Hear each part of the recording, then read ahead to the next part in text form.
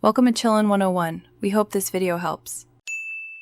You begin by locking down controls so money actually flows to you and the business.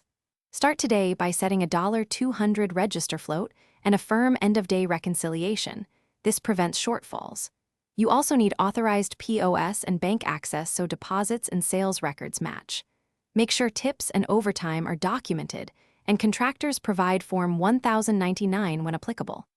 Once done, log procedures and train staff, because reliable records make every later action measurable and defensible.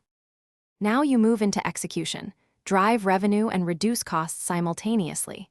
You train the team on 3 clear upsell scripts, size upgrades, add a side with drink, and premium toppings, so average ticket rises. At the same time, manage labor to hit an 18 to 22% goal by using shift templates and cross-training to avoid overtime.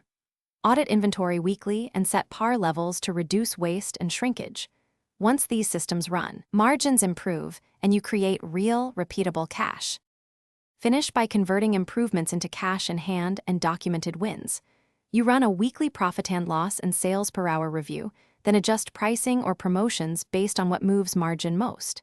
Negotiate vendor terms, seek volume discounts or extended pay to lower COGS. Package documented cost savings, revenue increases, and KPI attainment to claim manager bonuses or profit share. If results lag, troubleshoot, verify POS data, audit inventory counts, and retrain staff on upsells. Inconsistent data is the most common culprit. Thanks for watching. Consider subscribing if we helped you.